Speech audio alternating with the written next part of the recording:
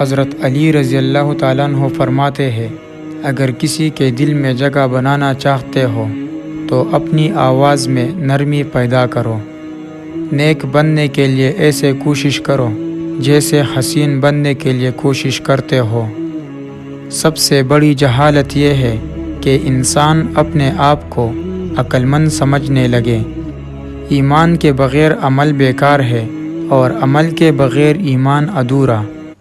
حضرت علی رضی اللہ تعالیٰ عنہ فرماتے ہیں، جاہل کی بات کو برداشت کرنا عقل کا صدقہ ہے۔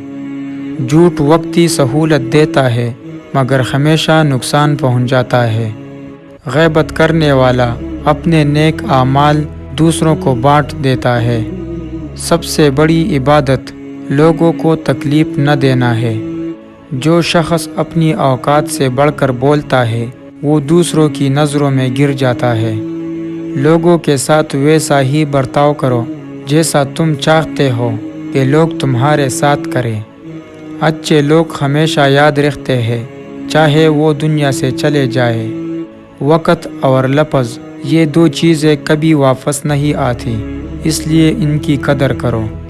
کامیابی انہیں ملتی ہے جو اپنی ناکامیوں سے سیکھتے ہیں۔ زندگی ان لوگوں کے ساتھ گزارو جو تمہیں آگے بڑھنے کا حوصلہ دیں۔ جب کسی طاقتور کو اس کے جرم کی سزا نہیں دی جاتی تو وہ سزا پورے سماج پر تقسیم ہو جاتی ہے۔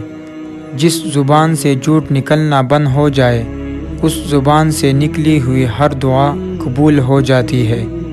جس پر احسان کرو اس کے شر سے بچو۔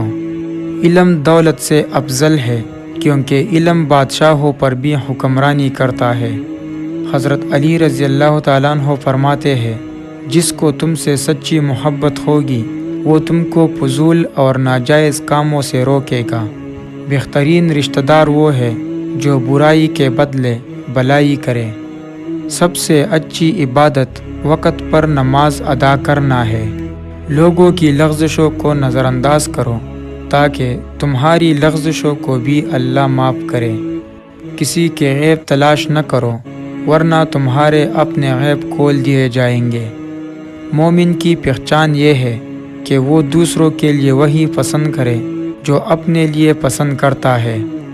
احسان جتنا چھپایا جائے اتنا ہی زیادہ عظیم ہوتا ہے۔ اچھے اخلاق انسان کو بادشاہ بنا دیتا ہے۔ جس نے غرور کو اپنا لباس بنا لیا اللہ اس کو ذلیل کر دے گا۔ لوگوں کے ساتھ اس طرح رہو کہ اگر تم مر جاؤ تو وہ تمہارے لیے روئے اور اگر زندہ رہو تو تمہارے مشتاق رہے۔ جو اپنے غیب پر نظر رکھتا ہے وہ دوسروں کے غیب دیکھنے سے باز رہتا ہے۔ جو شخص وقت کی قدر نہیں کرتا وقت بھی اس کی قدر نہیں کرتا۔ سب سے بڑا دولت مند وہ ہے جو قناعت کرتا ہے۔ دوست کو اتنا قریب نہ کرو کہ دشمن بننے پر نقصان پہنچائے۔